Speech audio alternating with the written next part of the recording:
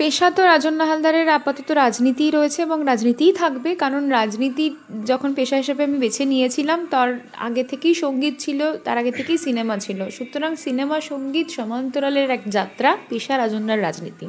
CPM মাত্রই খালি মামলা, ওদের মামলা পোকায় কেটেছে, ওরা খালি মামলা করে দিচ্ছে, যাকে পাচ্ছে যাকে দেখছে তার বিরুদ্ধে মামলা করে দিচ্ছে। কি ক্লিয়ার করবো? যদি রাজন্না 21-এর আগে বিধানসভায় বিজেপির যে যোগাযোগ করেও থাকে, তাহলে আজকে রাজন্না তৃণমূলে কি করছে? বিজেপিতে থাকতে পারতো। সেই সময় তো রব উঠেছিল বিজেপি নাকি বিশাল কিছু একটা করে ফেলবে, বিশাল, এবার বিজেপি ক্ষমতায় চলেই আসছে। রাজন্না কি তৃণমূলে কি করছে? রাজন্না 21শে জুলাইয়ের মঞ্চে মমতা বন্দ্যোপাধ্যায়, অভিষেক বন্দ্যোপাধ্যায় আদর্শের কথা বলছে। আমার মনে হয় যে সেটা সাধারণ মানুষ বুঝে গেছে যে হয় না, ভুয়ো তথ্য ছড়াতে ছড়াতে এমন একটা সময় চলে আসবে যখন পুরো দলটাই ভুয়ো হয়ে যাবে বিজেপির। তো ওয়েট অ্যান্ড ওয়াচ। প্রেমের প্রস্তাব তো ওরকমভাবে কেউ জানায় না, মানে ওরকমভাবে তো কেউ দেয় না। মানুষ ছাড়া খ্যাপারে তুই মূল হারাবি, মানুষ ছাড়া খ্যাপারে তুই মূল হারাবি, মানুষ ভজলে সোনার মানুষ হবি, ও মানুষ ভজলে সোনার মানুষ হবি, মানুষ ভজলে সোনার মানুষ হবি। অনেক অভিনয় জগতের কলাকুশলী রয়েছে যারা তৃণমূল কংগ্রেসকে সমর্থন করে, তাদেরকে টিকিট দেওয়া হচ্ছে না। টিকিট পাওয়াটা উদ্দেশ্য নয়। আমার মনে হয় যে অনেকেই হয়তো এটা দাগিয়ে দেবেন, অনেকেই বলবেন, তাতে আমার কিচ্ছু এসে যায় না। বিশ্বাস করুন, এই প্রসঙ্গটাও যারা তুলছে তাদের বক্তব্যেও কিচ্ছু এসে যায়। যদি কেউ স্লোগান চোর বলে তাতে আমার কিচ্ছু এসে গেল না, কিন্তু যারা আমাকে স্লোগান চোর বললো তারা তাদের রাতের খাওয়া ঘুম ত্যাগ করে, নাওয়া ত্যাগ করে শুধুমাত্র একটা মানুষকে কিভাবে নিচে নামাতে হয় তার পরিকল্পনা। মার্ক্সবাদ কি এবং মার্ক্সের কি আদর্শ ছিল সেটা যদি পশ্চিমবঙ্গের রাজনীতিতে, পশ্চিমবঙ্গের মাটিতে দাঁড়িয়ে কেউ সঠিক ব্যবহার করতে পারে, সেটা মমতা। আপনারা দেখছেন আইএন নিউজ, আমি দুর্জয় আপনাদের সঙ্গে আছি এবং আমার সঙ্গে আছেন আপনাদের অত্যন্ত পরিচিত মুখ রাজন্না হালদার। দিদি, প্রথমে আপনাকে আমাদের চ্যানেলে স্বাগত জানাই। নমস্কার। প্রথমে রাজনৈতিক প্রশ্নে তো আসবই, কারণ রাজন্যাকে সবথেকে বাংলার মানুষ যে বিষয়টির জন্য চেনে সেটা আমার মনে হচ্ছে রাজনীতিই হবে, এবং 21শে জুলাইয়ে সেই বক্তব্য সেটা সম্পর্কে আমরা আসবো। কিন্তু তার আগে নতুন একটি বিষয় সামনে এসছে, সেটা হচ্ছে রাজন্না হালদার রাজনীতির জগৎ থেকে অভিনয়ের জগতেই প্রবেশ করেছেন এবং 1945, আমি যদি খুব ভুল না করে, একটি মুভি বেরোচ্ছে, সেখানে মুখ্য চরিত্রে আপনি অভিনয় করছেন। না, মুখ্য চরিত্রে নই, তবে সেই সিনেমাটিতে, সেই চলচ্চিত্রটিতে একটি গুরুত্বপূর্ণ চরিত্রে আমি অভিনয় করেছি। আমি সবাইকে বলবো যে আসুন সিনেমাটি দেখুন। আমাদের কলকাতায় নজরুল তীর্থে চলছে 3:45 থেকে শো, এবং শিলিগুড়িতে চলছে আইনক্সে, মাটিগাড়া, সিটি সেন্টার, ভেগা মল, কার্শিয়াং, কালিম্পং, দার্জিলিং, গৌহাটি, সিকিম, বিভিন্ন জায়গায় চলছে। দেখুন, সকলে উপভোগ করুন। একটি নেপালি পরিবারকে কেন্দ্র করে, গোর্খা পরিবারকে কেন্দ্র করে নেপালি ভাষায় তৈরি চলচ্চিত্র, বাংলা সাবটাইটেল রয়েছে। এবং পাহাড়ের স্বাধীনতা সংগ্রামীদের নিয়ে প্রথম আমাদের কোনো বাঙালি চলচ্চিত্রকার, কোনো পরিচালক সেই সিনেমাটি নির্মাণ করেছে। তো অন্য স্বাদের গল্প, স্বাধীনতার এক অন্য গল্প। তো আমার মনে হয় সেটা সবাই দেখা উচিত। 26শে জানুয়ারি রিলিজ করেছে ইতিমধ্যে। তো এইটা হচ্ছে বিষয় সিনেমাটি। আচ্ছা, এটা আপনার পাহাড়েরকে কেন্দ্র করে এরকম একটা হ্যাঁ, পশ্চিমবঙ্গের পাহাড়কে কেন্দ্র করে তৈরি সিনেমা। তো সেখানে দাঁড়িয়ে এই যে বাংলা ভাগ বা পাহাড়ে যেখানে বিজেপির রাজত্ব চলছে বলতে গেলে, লোকসভা ভোটের যদি আমরা ফলাফল দেখি, সেখানে দাঁড়িয়ে কোথাও একটা রাজনৈতিকভাবেও একটা কোনো বিষয় রয়েছে বা চিন্তাভাবনা, হিসাব কষেছে রাজন্না হালদার? না, আমার মনে হয় এত হিসেব কষে হয়নি। যখন এই যাদেরকে কেন্দ্র করে আজকে সিনেমাটা তৈরি হয়েছে, পুতেলি তামাং, হেলেন লেপচান, অর বাহাদুর, তারা এত রাজনীতির অঙ্ক কষে কিন্তু সেই সময় দেশের জন্য প্রাণ বলিদান দেননি এবং দেশের জন্য এগিয়ে আসেননি, লড়াই করেননি ব্রিটিশদের বিরুদ্ধে। তো আমরাও এত হিসেব কষে করিনি। পাহাড়ি স্বাধীনতা সংগ্রামীদের নিয়ে কোনো সিনেমা এখনো পর্যন্ত হয়নি। মানে ইন্ডিয়ান ফিল্ম ইন্ডাস্ট্রির হিস্ট্রিতে আমরা দেখতে পাবো যে পাহাড়ের গোর্খাদেরকে নিয়ে, তাদের স্বাধীনতার গল্পকে নিয়ে, শুধুমাত্র তাদের স্বাধীনতাকে নিয়ে কোনো সিনেমা কিন্তু হয়নি। তো সেই জন্যেই এই সিনেমাটি একদম পাহাড়েরই ঘরানায় তৈরি, পাহাড়ের বিভিন্ন সংস্কৃতিকে কেন্দ্র করে তৈরি এবং পাহাড়কে নিয়ে তৈরি। আর যে বিষয়টি বললেন যে বিজেপির আধিক্য, না, আমি মনে করি না বিজেপির আধিক্য, সিপিএমের আধিক্য, তৃণমূলের আধিক্যর ওপর এই সিনেমাটি নির্ভর করছে। আমি বিশ্বাস রাখি যে বিজেপি বলেছিল একসময় গোর্খাল্যান্ড হবে, সেই ভাবনাকে ভেঙে চুরমার করে, তছনছ করে এই সিনেমা তৈরি হয়েছে। এবং এই সিনেমা প্রমাণ করে দেয় যে পশ্চিমবঙ্গের পাহাড় পশ্চিমবঙ্গের মাতঙ্গিনী হাজরা, ক্ষুদিরাম বসু, মাস্টারদা সূর্য সেন, নেতাজি সুভাষচন্দ্র বসুর মতোই পুতলি তামাংও একজন ছিলেন এবং তিনিও স্বাধীনতার জন্য আন্দোলন করেছিলেন। এখানে একটা স্বাভাবিকভাবে প্রশ্ন তো থাকেই, যখন বারবার এই কথা বলা হয় যে উত্তরবঙ্গ বা পাহাড় বঞ্চিত হচ্ছে, সেখানে দাঁড়িয়ে তাদের উত্তরবঙ্গের যারা নেতৃত্ব ছিলেন, স্বাধীনতা সংগ্রামী যারা আত্মবলিদান দিয়েছেন, তাদেরকে চর্চায় আনা হয়নি বা সামনে নিয়ে আসা হয়নি, এটাও তো একটা বঞ্চনার ক্ষেত্র। আমি যখন এই সিনেমার আমাকে একটা বিশেষ চরিত্রে ডিরেক্টর প্রান্তিক চক্রবর্তী, তিনিও আমাদেরই মানে খুব পরিচিত নতুন ডিরেক্টর, তো তিনি যখন আমাকে বললেন যে এরকম একটা চরিত্র অভিনয় করতে হবে, আমি একজন স্বাধীনতা সংগ্রামী চরিত্রে অভিনয় করেছি, তখন আমরাও একটু পড়াশোনা করেছিলাম এবং প্রান্তিক ইতিমধ্যে প্রায় 2-2.5 বছর পড়াশোনা করে তারপর সিনেমাটি তৈরি করেছে। তো সেখান থেকে আমরা দাঁড়িয়ে জানতে পারি যে এই যে প্রশ্নটা আপনি করলেন যে আগে আমরা জানতাম না, পাহাড়ের মানুষও ইনফ্যাক্ট আমাদের জেনারেশন বলুন বা নতুন প্রজন্ম বলুন, টিনেজ যাদেরকে বলি, তারাও ইনফ্যাক্ট জানতো না যে পুতলি তামাংয়ের এত বড় একটি অবদান রয়েছে ভারত ছাড়ো আন্দোলন, গান্ধীজির নেতৃত্বে 1942 সালে, সেটা পুতলি তামাং পাহাড়ে নেতৃত্ব দিয়েছিলেন, তারাও জানতেন না। গান্ধীজিকে বা বাপুজিকে সেখানে নিয়ে আসার একটা বড় ভূমিকা। হ্যাঁ, মানে বাপুজির আদর্শকে পাহাড়ে যিনি ইন্ট্রোডিউস করাচ্ছেন, পাহাড়ে যিনি আদর্শকে নিয়ে আসছেন, তার নাম পুতলি তামাং। সেটা পাহাড়ের নতুন প্রজন্মও জানতো না।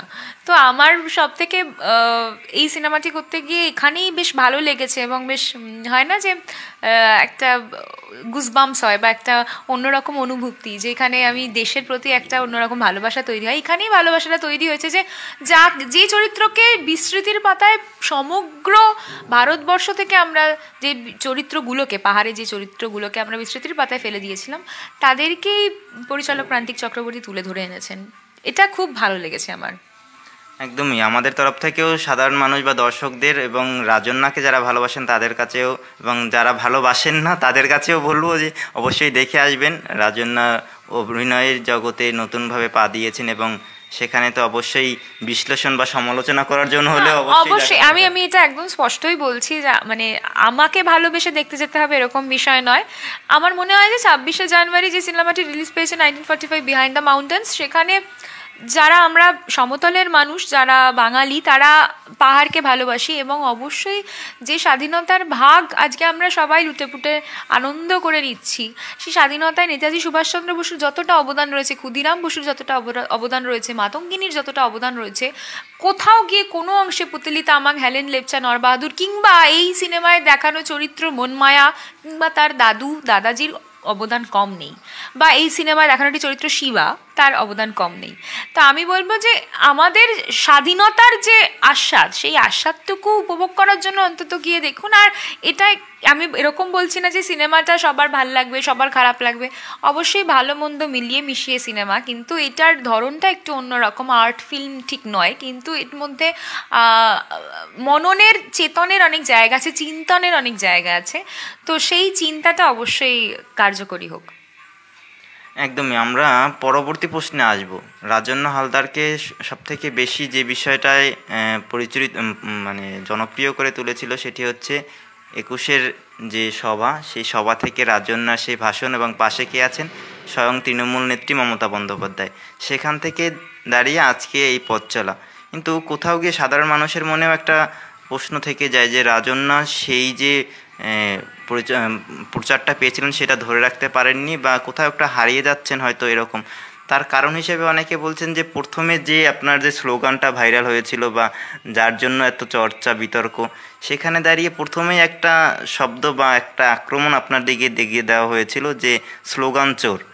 তো সেটার কোনো এটা আমি বলছি যে ওই হয় না অনেক সময় কিছু মানুষের মানসিকতার পরিচয় পাওয়া যায়, স্লোগান চোর, কেউ মানে বিভিন্ন রকমের আখ্যা দেওয়া হয়েছে তৃণমূল কংগ্রেসের প্রত্যেক কর্মীকে, সহযোদ্ধাকে আমার এবং আমার যারা নেতৃত্বরা রয়েছেন, যারা বয়সে বড় গুরুজন নেতৃত্ব, তাদের প্রত্যেককে।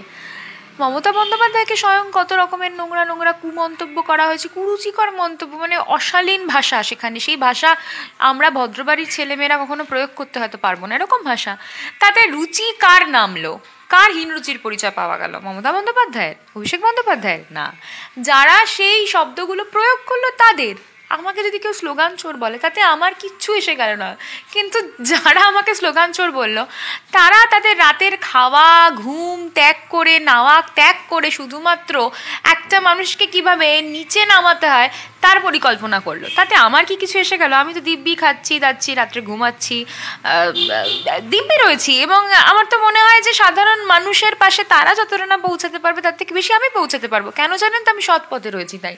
আমার বিরুদ্ধে একটা অসৎ কোনো কাজ করার প্রমাণ আজ অব্দি দেখাতে পারবে না কি? রাজন্যাকে চাল চোর চাকরি চোর বলতে পারবে না বলেই তো স্লোগান চোর বলা হচ্ছে। রাজন্যাকে অন্য কিছু আখ্যা দিতে পারবে না বলে একটা কিছু দাগিয়ে তো বললাম না, তৃণমূল কংগ্রেসের উপর থেকে নিচে অব্দি আমার প্রত্যেক নেতৃত্বকে বলুন, সহযোগিতা করুন, সবাইকে চোর আখ্যা দেওয়া হয় উইদাউট এনি রিজন।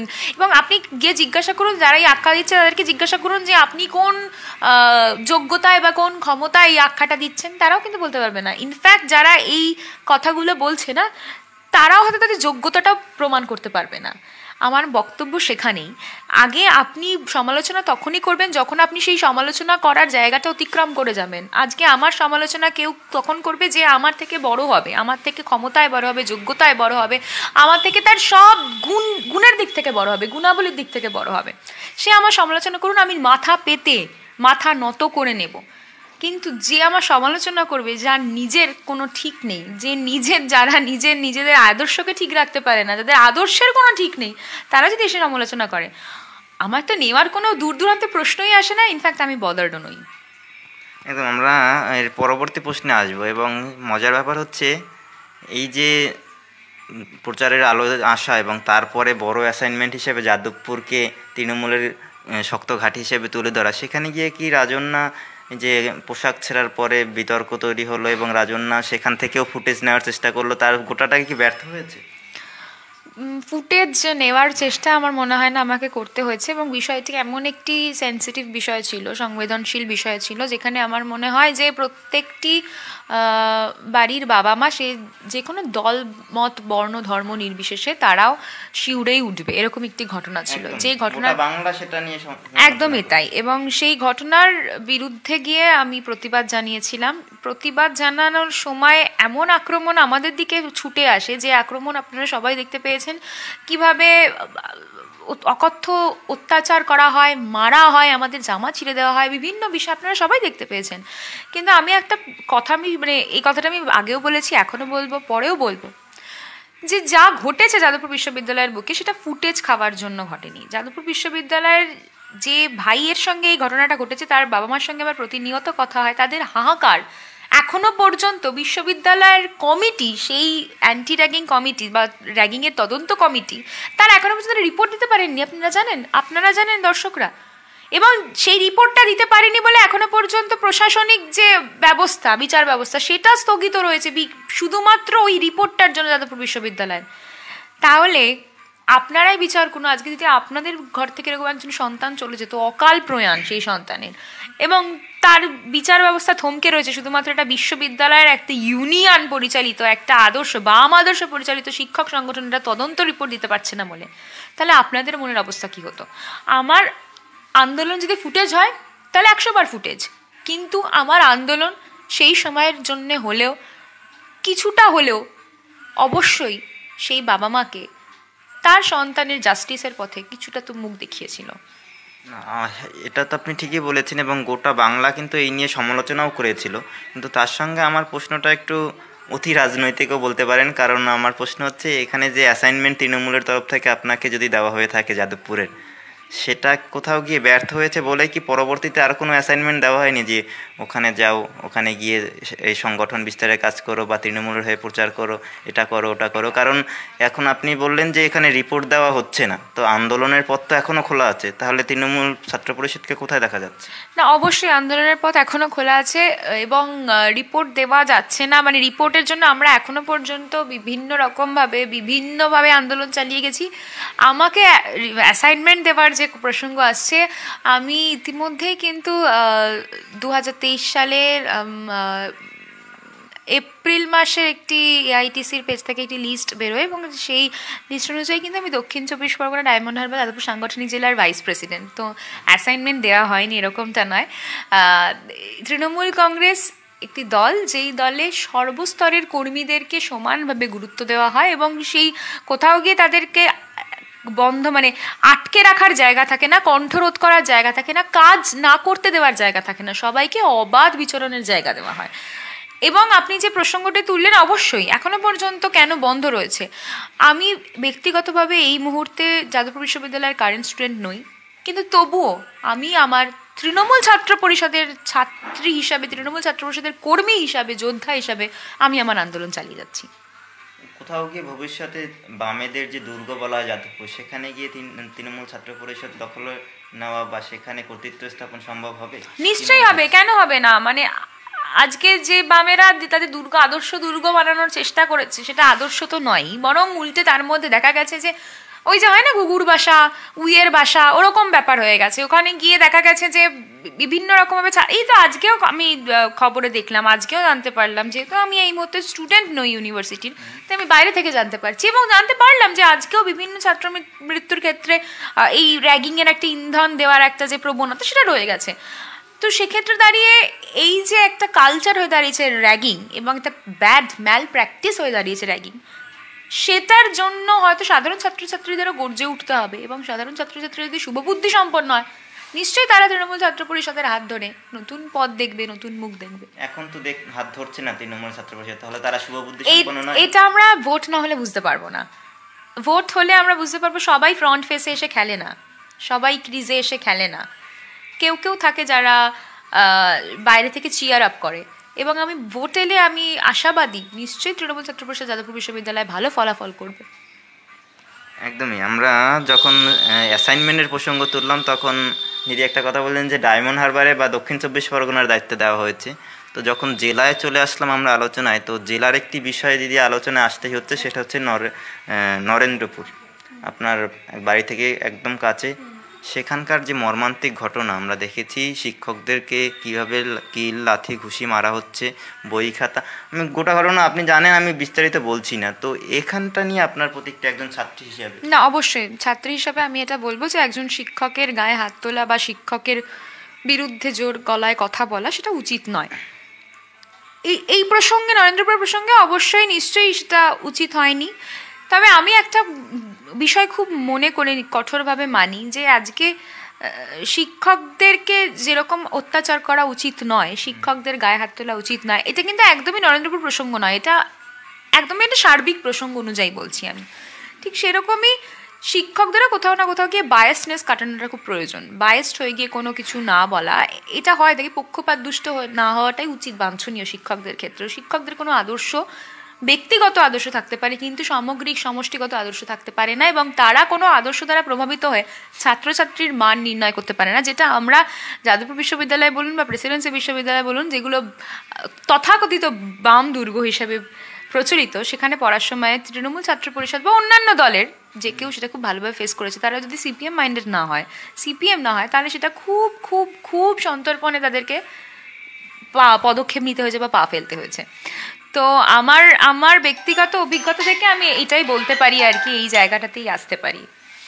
আমার প্রশ্নটা হচ্ছে এটা নিয়েই আর একটু জানতে চাইবো যে আপনার বাড়ির পাশে এরকম একটি ঘটনা ঘটলো, আপনি তৃণমূল ছাত্র পরিষদের একজন পরিচিত মুখ নেত্রী, সেখানে দাঁড়িয়ে এই যে শিক্ষকদের মারা হলো এই ঘটনাকে, এবং তারপরে প্রশাসনিকভাবে পদক্ষেপ নেওয়া হলো, কেউ গ্রেপ্তার এখন পর্যন্ত আমি যতটা জানি লাস্ট আপডেট অবধি এখন পর্যন্ত কেউ গ্রেপ্তার হয়নি। তো এখানে দাঁড়িয়ে কোথাও গিয়ে আপনারা তাদের পাশে গিয়ে দাঁড়ানো বা যাতে গ্রেপ্তার হয় যারা ঘটনা ঘটেছে, সে দাবি তো? না, অবশ্যই অবশ্যই অবশ্যই, এবং আমার মনে হয় যে এটা একটা বিচারাধীন বিষয়। এখনো পর্যন্ত গ্রেপ্তারি সেই কার্য প্রক্রিয়াটি চলছে, যতদূর আমি জানি, খোঁজ নিয়েছি, এবং আমার মনে হয় নিশ্চয়ই যদি কেউ দোষী থাকে, এবং অবশ্যই যদি সেটা দেখাই যাচ্ছে যদি কেউ দোষী থাকে নিশ্চয়ই তাকে গ্রেপ্তার করা উচিত, এবং সেটা আমার মনে হয় যে সেই দায়িত্বভারটা প্রশাসনিক কর্মকর্তাদের উপর যে ছেড়ে দেওয়া উচিত, সবটা তো নিজেদের হাতে নেওয়া উচিত নয়।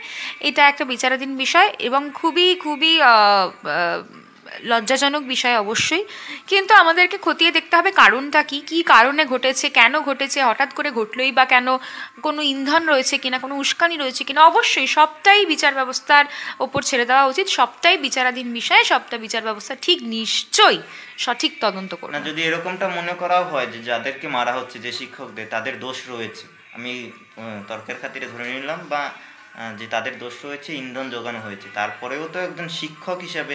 না, আমি তো 100 বার বললাম, আমি তো সামগ্রিকভাবে একটা কথা কিছুক্ষণ আগে বললামই যে দেখুন, নিজের হাতে আইন তুলে নেওয়াটা কখনোই উচিত নয়, কোনো অংশেই কোনো ক্ষেত্রেই উচিত নয়, কোনো সিচুয়েশনেই উচিত নয়।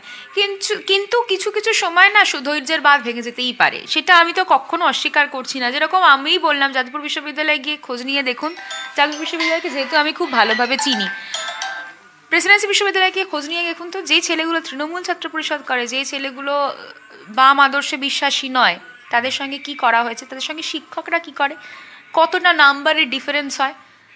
এমন এমন কোনো বিভিন্ন বিষয় হয়েছে, বিভিন্ন ইন্টারভিউ হয়েছে, যাদের চান্স দেওয়া হয় না। আমি আমি একজন নিরপেক্ষ ছাত্রী হিসেবে বলছি, আমি আমার আদর্শ ভুলে গিয়ে বলছি। সুতরাং আমরা তর্কের খাতিরে কখনোই কয়েনের এক পিঠ নিয়ে আলোচনা করতে পারি না, অপর পিঠটাও দেখতে হয়। কিন্তু তার মানে এটা নয় যে আমরা নিজেদের হাতে আইন তুলে নেবো, অবশ্যই সেটা নয়। কিন্তু অবশ্যই সেটার একটা মানে ধৈর্যের একটা বাঁধ রয়েছে। বাঁধ ভেঙে গিয়ে ওই ঘটনা ঘটেছে বলে মনে হয়? একদমই আমি সেটা মনে করি না, কারণ এটা একটা বিচারাধীন বিষয়। যতক্ষণ না বিচার সম্পূর্ণ হচ্ছে, আমি কি করে এর উত্তর আমি কি করে দিতে পারি? আমার প্রশ্নটা এই থেকে বেরিয়ে তবে ওই একই কেন্দ্রিক থাকবে যে ওখানে প্রায় 900 থেকে 1000-এর মতো স্টুডেন্ট রয়েছে দিদি। আপনার বাড়ি থেকে 10 মিনিট বা 15 মিনিটের দূরত্ব, আমি যদি খুব ভুল না হয় এরকমটাই হবে হয়তো। সেখানে দাঁড়িয়ে এই ঘটনার পর থেকে দেখা যাচ্ছে যে 100 কি 150 স্টুডেন্ট স্কুলে আসছে। তো রাজন্যা তৃণমূল ছাত্র পরিষদের নেত্রী হিসেবে এবং একজন এই অত্র এলাকার ছাত্রী হিসেবে বা একজন সচেতক হিসাবে, তো মনে হয় না যে এখানে একটু গিয়ে দেখা উচিত বা তাদের সঙ্গে কথা বলা উচিত? তারাও তো ভয় পাচ্ছে ছাত্রছাত্রীরা। নিশ্চয়ই নিশ্চয়ই, আমার পরবর্তী যে অ্যাসাইনমেন্ট অবশ্যই সেরকমই অ্যাসাইনমেন্ট হবে। নিশ্চয়ই আমি গিয়ে কথা বলবো, নিশ্চয়ই দেখবো, এবং যেদিন দেখবো সেদিন আমি ইনস্ট্যান্ট নেশন নিউজকেও ডাকবো, এবং আমার সঙ্গে ভাই দুর্জয় নিশ্চয়ই যাবে। একদমই, আমরা পরবর্তী অ্যাসাইনমেন্ট কিন্তু রাজন্যার জেনে ফেলেছি, কিন্তু তারপরে আমরা আরেকটি প্রশ্নে আসবো যে এই যে গোটা ঘটনা, যে আপনারা শহীদ মিনারে শহীদ চত্বরে যে রাজন্যার যে স্লোগান, সেই স্লোগান থেকে শুরু করে যাদবপুরের ঘটনা, এই গোটা বিষয়কে কেন্দ্র করে সামাজিক মাধ্যমে যদি শব্দটা আপনার অপ্রিয় হতে পারে, তাও আমি বলছি যে ফুটেজখোর রাজন্যা, চোর স্লোগান, মানে স্লোগান চোর রাজন্যা তো বলা হতোই একটা সময়, তারপর থেকে আর একটা কথা বলা হচ্ছে ফুটেজখোর রাজন্যা। মানে এটা একটু কিভাবে দেখছেন বা কি মনে হচ্ছে, এটা গায়ে লাগছে? না না, আমার একদম গায়ে লাগে না এগুলো। আমার তো গায়ের চামড়া খুব মোটা, এবং ভালো তো, মানে বেশ আমাকে একটা নতুন নাম দেওয়া হয়েছে, একটা বিশেষণ পদ আমার সামনে যুক্ত হয়েছে, আমি খুব গর্বিত তার জন্য। তো আমরা দেখছি যে নতুন নতুন নাম দেওয়া হচ্ছে, কিন্তু আরও তার সঙ্গে সঙ্গে আরও কিছুগুলো নাম কিন্তু অনেকেই দেয়। সেটা হচ্ছে শিল্পী হিসেবেও রাজন্যা সঙ্গীত শিল্পী হিসেবে গান করে, তার সঙ্গে রয়েছে এখন তো অভিনেত্রী হিসেবেও রাজন্যার নামের আগে অভিনেত্রী শব্দটাও থাকবে। অভিনেতা, অভিনেত্রী মাফ করবেন, আমি অভিনেত্রীটা রাজনীতির ক্ষেত্রে এবং বলতে চাইছি। যাই হোক, তো এই গোটা বিষয়ের পরে স্বাভাবিকভাবে আমাদের রাজনীতি নিয়ে আর কয়েকটি প্রশ্ন করব সংক্ষেপে, অনেকটা সময় কাটিয়ে ফেললাম। যে অভিষেক বন্দ্যোপাধ্যায়কে দেখা যাচ্ছে যে ডায়মন্ড হারবারে সীমাবদ্ধ থাকতে চাইছেন। আপনি একজন যুব নেত্রী হিসেবে, নতুন মুখ হিসেবে রাজনীতি, এটা কেমনভাবে দেখছেন? না, আমি নেত্রী নই, আমি কর্মী মাত্র। তবে অবশ্যই দেখুন, এটা তো বলতে হয় যে অভিষেক বন্দ্যোপাধ্যায়ের উদার মানসিকতা, এবং তিনি যে যোগ্য রাজনীতির ক্ষেত্রে, এটা তিনি প্রমাণ করে দিলেন, সাধারণ মানুষের কাছে প্রমাণ করে দিলেন। যেই মাটি তাকে এত কিছু দিয়েছে, সেই মাটিতেই পরবর্তী বিভিন্ন ইলেকটোরাল পলিটিক্সের ক্ষেত্রে, ইলেকশনের ক্ষেত্রে, ভোটের ক্ষেত্রে তিনি সেই মাটিকেই বেছে নিলেন। এটা আমার মনে হয় যে একজন রাজনৈতিক ব্যক্তিত্ব হিসাবে আমার কাছে এটা গর্বের, শিক্ষণীয় বিষয়। এটা অভিষেক বন্দ্যোপাধ্যায়ের থেকে আমাদের নতুন প্রজন্মকে বলুন, যে কোনো প্রজন্মকে বলুন, এটা শেখার। সেই মাটি থেকে বাইরে বেরোবো না। অবশ্যই, সেই যে মাটি তাকে এত কিছু দিয়েছে, এর আগের ভোটগুলোতে এই মাটি কিন্তু তাকে জিতিয়েছে। অভিষেক বন্দ্যোপাধ্যায় কিন্তু সেই মাটি থেকে বেরিয়ে অন্য কোনো মাটিতে যাননি, সেই মাটিতেই রয়েছেন, সেই মাটিতেই কাজ করছেন এখনো পর্যন্ত। কিন্তু তিনি, আপনি যদি নিজে গিয়ে দেখেন ডায়মন্ড হারবার চত্বর বা বিভিন্ন ডায়মন্ড হারবার লোকসভা কেন্দ্রিক প্রত্যেকটি বিধানসভাকে যদি আপনি দেখেন, প্রচুর উন্নয়ন হয়েছে। আমি নিজে বলছি, নিজে সেখানে গিয়ে একজন নিরপেক্ষ নাগরিক হিসেবে বলতে পারি, গিয়ে কিন্তু সেখানে উন্নয়ন হয়েছে। তো সেই জায়গা দাঁড়িয়ে তিনি কিন্তু সেই মানুষগুলোকে ভুলে যাননি, যেই মানুষগুলোকে ভোট দিয়ে জিতিয়ে এমপি করেছিলেন। তো আমার মনে হয় এটা অভিষেক বন্দ্যোপাধ্যায়ের থেকে শেখার। তার সঙ্গে এটাই শেখার যে দলের সাধারণ সম্পাদক হিসেবে রাজ্যব্যাপী যে নির্বাচনী যুদ্ধ এগিয়ে আসছে সেখান থেকে নিজেকে গুটিয়ে নেবে, এটা না না না, একদমই নয়। কোথায় গুটিয়ে নিয়েছেন? অভিষেক দা তো নবজোয়ার করেছেন, এটা তো নির্বাচনী একটা প্রসেসই বলা যেতে পারে। নবজোয়ার করেছে অভিষেক দা, বিভিন্ন জায়গা যাচ্ছে, বিভিন্ন অঞ্চলে যাচ্ছে। তবে হ্যাঁ, আমার যদি টার্গেট একটা নিজস্ব মাটি হয়, তাহলে আমি সেই মাটিতে আমার ম্যাক্সিমাম টাইমটা দেওয়ার চেষ্টা করব। এটা যে কেউ করতে পারে। তো অভিষেক বন্দ্যোপাধ্যায়, এবং অভিষেক বন্দ্যোপাধ্যায় সব থেকে বড় বিষয়, অভিষেক বন্দ্যোপাধ্যায়ের উদার মানসিকতা। তিনি কিন্তু শুধুমাত্র ওই মাটির জন্য করছেন এরকমটা নয়। তিনি দিল্লির ধর্ণা মঞ্চে বুকে দাঁড়িয়ে বলে এসেছিলেন যে নরেন্দ্র মোদী, আপনি যদি দিতে টাকা নিতে না পারেন, আমি নিজের উদ্যোগে অন্তত কিছু জব হোল্ডারদের টাকা দেবো, জব কার্ড হোল্ডারদের, এবং দেওয়া হয়েছে সেটা। এবং অভিষেক বন্দ্যোপাধ্যায় সেটা দিয়েছেন। তাহলে আপনি ভাবুন, তাই সেটা কিন্তু তিনি শুধুমাত্র ডায়মন্ড হারবারের মাটির কাউকে দেননি, বা পার্টিকুলার দক্ষিণ চব্বিশ পরগনার মাটির শুধুমাত্র কাউকে দেননি, সামগ্রিক পশ্চিমবঙ্গে যারা জব কার্ড হোল্ডার ছিলেন তাদের মধ্যে থেকে দিয়েছেন। তাহলে এটাই তো রাজনীতিতে শেখার বিষয়।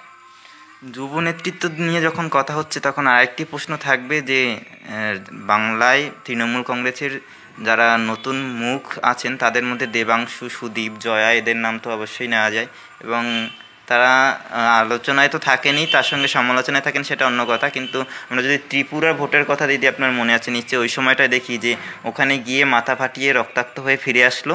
আসার পরে কি হচ্ছে যে না, এই রাজ্যে মানে এই যারা পরিচিত মুখ তাদের কাউকে টিকিট দেওয়া হচ্ছে না, মানে কোনো জায়গায় তুলে ধরা হচ্ছে না।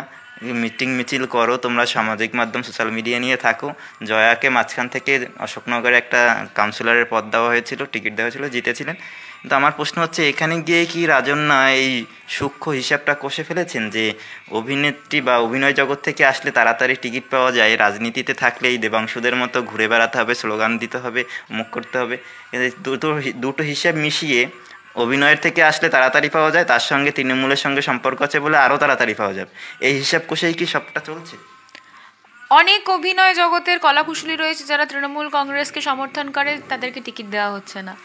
টিকিট পাওয়াটা উদ্দেশ্য নয়। আমার মনে হয় যে অনেকেই হয়তো এটা দাগিয়ে দেবেন, অনেকেই বলবেন, তাতে আমার কিচ্ছু এসে যায় না। বিশ্বাস করুন, এই প্রসঙ্গটাও যারা তুলছে তাদের বক্তব্যেও কিচ্ছু এসে যায় না। তবে রাজন্যা হালদার আজকের 21শে জুলাইয়ের মঞ্চে বক্তব্য রাখার 2 বছর আগে থেকে জানতো যে এই 1945 নামক সিনেমাটিতে তিনি পুতলি তামাংয়ের চরিত্রে অভিনয় করবেন। বিষয়টা সেটা নয় যে বিষয়টা 21শে জুলাইয়ের মঞ্চের পর থেকে হয়েছে বা হঠাৎ করে একটা তৎপরতার মধ্যে হয়েছে, না। আর দ্বিতীয় বিষয়, টিকিট পাওয়াটা আমাদের কাছে যতটা না, আমরা যারা ছাত্র পরিষদ করি বা যারা যুব রাজনীতি করি বা যারা ধরুন আমরা সমাজের নতুন প্রজন্ম, টিকিট পাওয়াটা আমার কাছে মনে হয় না যতটা বেশি ইম্পর্ট্যান্ট, তার থেকে অনেক বেশি গুরুত্বপূর্ণ বিষয় হচ্ছে আমরা কতটা সৎ পথে থেকে সাধারণ মানুষের পাশে দাঁড়ালাম। এটা ইম্পর্টেন্ট, এটা গুরুত্বপূর্ণ। তাতে অনেক লোকে কুৎসা করে, অপপ্রচার করে, কিন্তু জানেন আমার এমন অনেকের সঙ্গেও আলাপ হয়েছে, আলোচনা হয়েছে, যারা হয়তো সোশ্যাল মিডিয়া আমাকে 2টো গালিও লিখেছে। তো পরবর্তী ক্ষেত্রে আমার সঙ্গে তখন 1-to-1 কথা হয়েছে, বিভিন্ন কাজের ক্ষেত্রে বলুন, বিভিন্ন বিষয়ে হঠাৎ দেখাও হয়ে গেছে, তারা আমার প্রশংসা করতে বাধ্য হয়েছেন এবং বলেছেন, দিদি তোমাকে যেটা ভেবেছিলাম, যেই ভেবেই কথাগুলো কুৎসাগুলো, এবং তারা কতটা বোল্ড, আমার এটাই ভালো লাগলো, সাহসী, তারা বীরত্বের সঙ্গে বলছেন, এবং তারা অন্য দলের ক্ষেত্রে, অনেক সময় অন্য দলও হয়েছে, তারা বলছে, দিদি আমরা তোমার নামে এরকম লিখেছি, কিন্তু যখন তোমার সঙ্গে আমরা মিশেছি, কথা বলেছি, তুমি একটু অন্যরকম, তুমি এরকমটা হয়তো নও, মানে যেটা আমরা ভেবে দেখেছি বা যেটা বলেছি। সুতরাং একটা ইউ কান্ট জাজ আ বুক বাই ইটস কভার। তো আমার মনে হয় সেটা আগামী সময় সাধারণ মানুষ তার সঠিক উত্তর দেবে। একদমই। তো আমার এখানে আর একটা প্রশ্ন থাকবে, ঠিক রাজনৈতিক গভীরতা না থাকলেও, যে মমতা বন্দ্যোপাধ্যায় বা অভিষেক বন্দ্যোপাধ্যায় যদি বলে যে জনপ্রতিনিধি হওয়ার জন্য, তাহলে রাজন্যা হালদার কোন বিষয়টাকে বেশি পছন্দ করবে, বিধানসভা না দিল্লি লোকসভা? এটা একটা কঠিন গুরুতর প্রশ্ন। আমার মনে হয় সেটা সময়ের ওপর ছেড়ে দেওয়া উচিত, এবং সেটা অবশ্যই দলের সুপ্রিমোদের ওপর ছেড়ে দেওয়া উচিত, মমতা বন্দ্যোপাধ্যায়, অভিষেক বন্দ্যোপাধ্যায়ের উপর ছেড়ে দেওয়া উচিত। আর এটা এখন এই মুহূর্তে বিচার করার সময় নয়, নির্ণয় করারও সময় নয়। আমার মনে হয় এখন সময়টা খেটে যাওয়ার, আমাদের বয়সটাই খাটার বয়স, এবং সাধারণ মানুষের কাছে গ্রহণযোগ্যতাটা কতটা তৈরি হচ্ছে, আমরা কতটা তৈরি করতে পারছি, সেটা দেখার সময়। আগামী সময় সেটা নির্ধারণ করবে। একদমই। এখানে গিয়ে আবার সেই রাজন্যা শুরুর দিনটায় একবার চলে যাব, যে 21শে জুলাইয়ের যে মমতা বন্দ্যোপাধ্যায়ের পাশে দাঁড়িয়ে রাজন্যার বক্তব্য রাখা, স্লোগান দেওয়া, তার মানে ভিত্তি হিসেবে কাজ করেছিল রাজন্যার যে সঙ্গীত জগৎ বা রাজন্যার যে গান গাওয়া, সেটা। আমরা যদি জানি, খুব ভুল না করে এরকমটাই হয়েছিল হয়তো, মমতা বন্দ্যোপাধ্যায়ের ধর্ণামঞ্চে ওখানে গান গাওয়া হয়েছিল, সেখান থেকে নেত্রীর কাছে আসা। তো আমাদের দর্শকদের জন্য যে কোনো গানের 2 লাইন হবে? দিদির কাছে যে গানটা গেয়েছিলাম সেই গানটাই গাইছি। মানুষ ছাড়া খ্যাপারে তুই মূল হারাবি, মানুষ ছাড়া খ্যাপারে তুই মূল হারাবি, মানুষ ভজলে সোনার মানুষ হবি, ও মানুষ ভজলে সোনার মানুষ হবি, মানুষ ভজলে সোনার মানুষ হবি। আমাদের কোনো সন্দেহ থাকার কোনো কারণই নেই যে মমতা বন্দ্যোপাধ্যায়ের স্নেহধন্য হয়ে ওঠার পিছনের কারণটা কি হতে পারে। বাস তারপরেই 21শে জুলাইয়ে মমতা বন্দ্যোপাধ্যায় তাকে স্লোগান দেওয়ার জন্য বা বক্তব্য রাখার জন্য কেন সুযোগ দেবেন। তো স্বাভাবিকভাবে আমরা গান তো শুনে নিলাম, কিন্তু তার সঙ্গে সঙ্গে আরও কয়েকটি প্রশ্ন, এটা রাজনৈতিক গভীরতার বাইরে গিয়ে এই প্রশ্নটা থাকবে যে এই যে কিছুক্ষণ আগে বললেন না আপনি যে অন্য দলের লোকেরা এসে আমাকে বলেছে, পরে ফেসবুকে হয়তো গালাগালি করেছে, সামনে এসে বলেছে, তো দলমত নির্বিশেষে রাজন্য হালদারের ক্ষেত্রে এই কথাটা খুব শোনা যায় কান পাতলে, যে অন্য দল হোক, সিপিএম হোক, বিজেপি হোক, সেখান থেকেও রাজন্য হালদারের ক্রাশ রয়েছে অনেক। না না, ক্রাশ নয়, অবশ্যই শব্দটা আমি ক্রাশ বলে এত লঘু শব্দ করব না। অনেক মানুষ যেরকম আমাকে উঠতে বসতে গালাগালি করেন, অনেক মানুষ রয়েছেন যারা আমাকে উঠতে বসতে আশীর্বাদও করেন।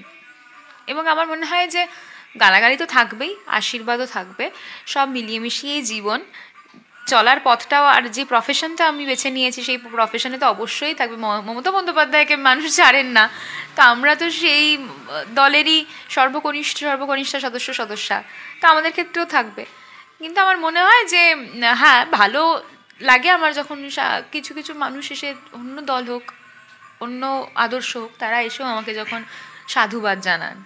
সাধুবাদের সঙ্গে সঙ্গে প্রেমের প্রস্তাব থাকে এখন, নাকি কমে গেছে সেটা? প্রেমের প্রস্তাব তো ওরকমভাবে কেউ জানায় না, মানে ওরকমভাবে তো কেউ দেয় না। প্রেমের প্রস্তাব হয়তো দেওয়ার মতো, মানে হয়তো যায় না আমার ব্যক্তিত্বের সঙ্গে, বা আমাকে দিতে দ্বিধাবোধ করে, বিষয়টা প্রেমের প্রস্তাব নয়, বিষয়টা ভালোবাসা। অবশ্যই প্রত্যেকের মধ্যেই সেই অনাবিল ভালোবাসার জায়গাটা রয়েছে, যেটা আমার মনে হয় থাকা উচিত। রাজনীতিতে আসার জন্য এটা হতে পারে যে ভয় পায়? না না না, সেটার জন্য আমার কোনো প্রস্তাব কম আসছে এখন আগের তুলনায়? সেটা তো জানি না, সেটা তো জিজ্ঞাসা করতে হবে তাদেরকে গিয়ে। আফসোস রয়েছে নাকি তাহলে? না, এটা আমার আফসোস নেই। অবশ্যই সবাই ভালো থাকবে একসঙ্গেই, ভালো, আমিও সবাইকে ভালো রাখবো, এটাই আশা রাখি। একদমই। আমরা শেষ করবো আজকের আলোচনা, তবে তার আগে এক লাইনে রাজন্যা কি উত্তর দেন সেই বিষয় থাকবে। দুটো একটা শব্দ বা একটা বাক্য আমি রাজন্যা দিয়ে আপনাকে বলবো, এবং সেই সম্পর্কে আপনার 1 লাইন বা 2 লাইনের কোনো মন্তব্য সংক্ষিপ্তভাবে। প্রথমে ইন্ডিয়া জোট নিয়ে ভবিষ্যৎ আছে কি নেই? অবশ্যই ভবিষ্যৎ আছে, মমতা বন্দ্যোপাধ্যায় সেটা করে দেখাবেন। একা লড়েও? ইন্ডিয়া জোট যখন, সেটা তিনি একাকী করে লড়বেন, জোটেই লড়বেন। একা লড়ছেন? আমার মনে হয় যে বাংলার রাজনীতির মানচিত্রে মমতা বন্দ্যোপাধ্যায় 28শে আগস্টের মঞ্চে দাঁড়িয়ে বলেছিল, বাংলা বাংলার মতো করে চলবে, ইন্ডিয়া ইন্ডিয়ার মতো করে চলবে। তার সঙ্গে থাকবে যে আপনি হয়তো জানেন যে সায়ন ব্যানার্জি, বাম যুবনেতা, বিয়ে হয়েছে, কি বলবেন? শুভেচ্ছা, অফুরান ভালোবাসা। দয়া করে মামলা করবেন না নিজের স্ত্রীর বিরুদ্ধে। ভালো থাকুন, সুস্থ থাকুন।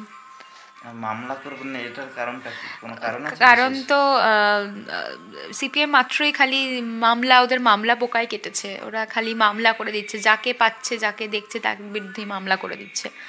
নামই হয়ে গেছে বিকাশ মামলা, বিকাশ নামই হয়ে গেছে বিকাশ বাবুর। তো সেই জন্যই বললাম যে অবশ্যই ভালো থাকুন, শুভেচ্ছা রইল, সুস্থ থাকুন।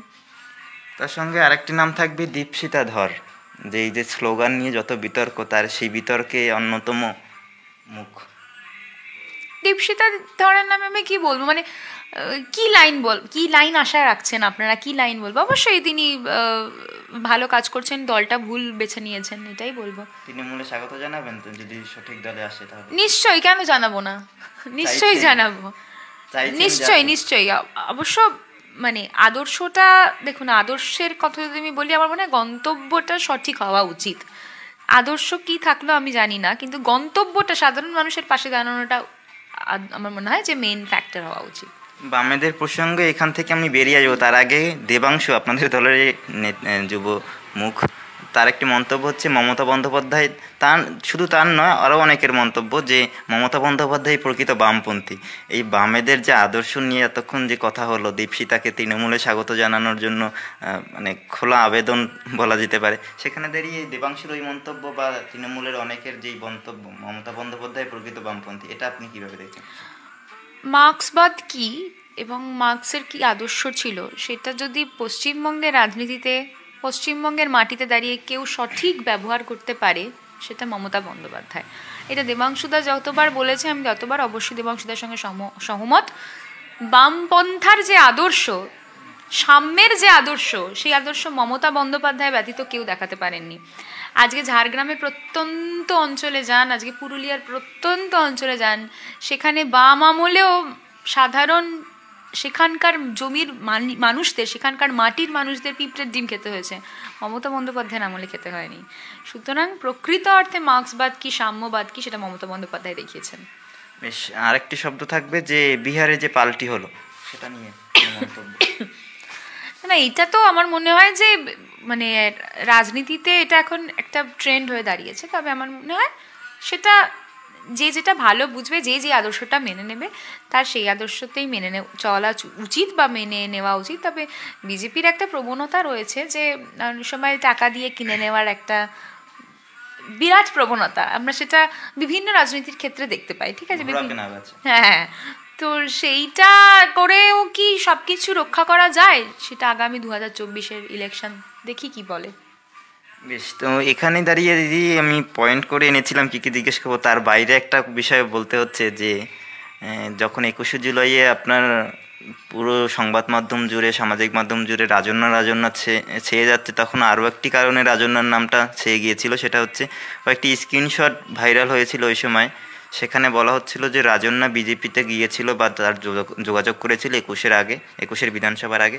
তো এটা একটু ক্লিয়ার করে দিলে ভালো হতো না? কি ক্লিয়ার করবো? যদি রাজন্যা 21-এর আগে বিধানসভায় বিজেপিতে যোগাযোগ করেও থাকে, তাহলে আজ রাজন্যা তৃণমূলে কি করছে? বিজেপিতে থাকতে পারতো। সেই সময় তো রব উঠেছিল বিজেপি নাকি বিশাল কিছু একটা করে ফেলবে, বিশাল, এবার বিজেপি ক্ষমতায় চলেই আসছে।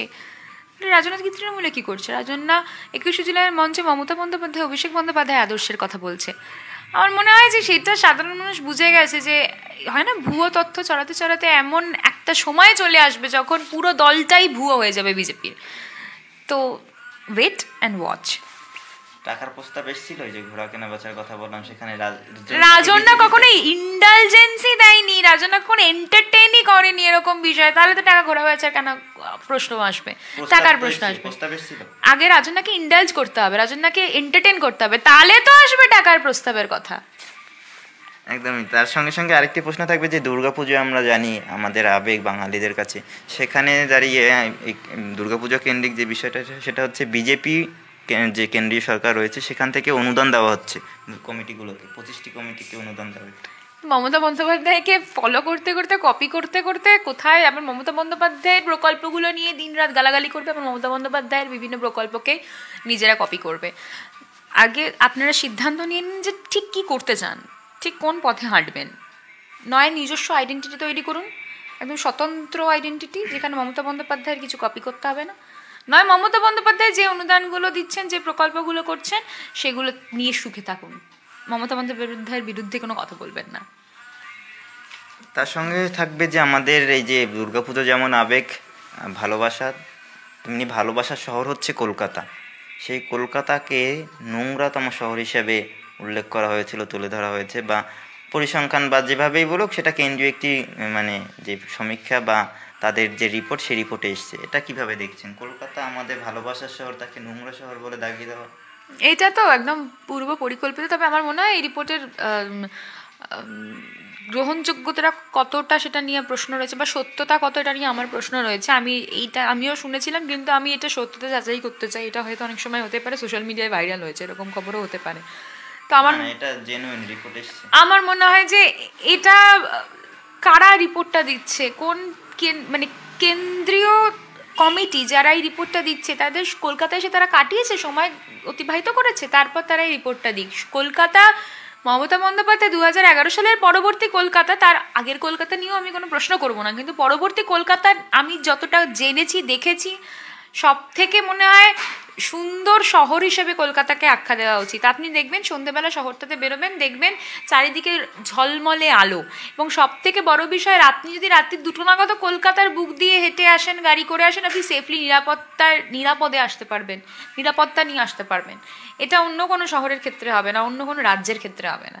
সুতরাং কলকাতাকে যারা কালিমালিপ্ত করার চেষ্টা করছে তারা অবশ্যই মূর্খ নেহাতি, তাই জন্য এই কাজটি করছে। বেশ, আমরা এই সামগ্রিক যে রাজনীতির যে চাপানুতর বা তরজা সেসব থেকে বেরিয়ে আসবো, শেষ করবো আজকের অনুষ্ঠান। 3টি লাইন বা 3টি শব্দ আপনার জন্য থাকবে। যে কবি সুমন অসুস্থ, আপনি হয়তো জানেন, আপনি নিজেও একজন সঙ্গীতের সঙ্গে যুক্ত। এটা না, এবং আমরা কয়েকদিন আগে গিয়েও ছিলাম ওনার কাছে আমাদের একটি অনুষ্ঠানের জন্য, সেখানে ওনার সঙ্গে দীর্ঘ সময় কথা হয়েছে, এবং তাতে উনি যে পরিমাণ মমতা বন্দ্যোপাধ্যায়কে ভালোবাসেন, শুধুমাত্র মমতা বন্দ্যোপাধ্যায়কে ভালোবাসেন না, উনি তৃণমূল কংগ্রেসকেও যথেষ্ট ভালোবাসেন, এবং উনি সার্ভও করেছেন দলের হয়ে, সরকারের হয়ে। তো সেই জায়গা দাঁড়িয়ে আজকে উনি অসুস্থ, আমাদের সত্যিই খারাপ লাগছে, কিন্তু আমরা তার দ্রুত সুস্থতা কামনা করছি। বেশ, আজকের অনুষ্ঠান শেষ করবো এখানেই। তবে শেষে আমার ব্যক্তিগত একটা আগ্রহ রয়েছে যে রাজন্যা হালদার কোন পেশাটাকে বেশি গুরুত্ব দিতে চায়, রাজনীতি নাকি সঙ্গীত নাকি সিনেমা বা অভিনয়? পেশা তো রাজন্যা হালদারের আপাতত রাজনীতিই রয়েছে, এবং রাজনীতিই থাকবে, কারণ রাজনীতি যখন পেশা হিসেবে আমি বেছে নিয়েছিলাম তার আগে থেকেই সঙ্গীত ছিল, তার আগে থেকেই সিনেমা ছিল। সুতরাং সিনেমা সঙ্গীত সমান্তরালের এক যাত্রা, পেশা রাজন্যার রাজনীতি। অসংখ্য ধন্যবাদ দিদি আমাদের সময় দেওয়ার জন্য। অসংখ্য ধন্যবাদ।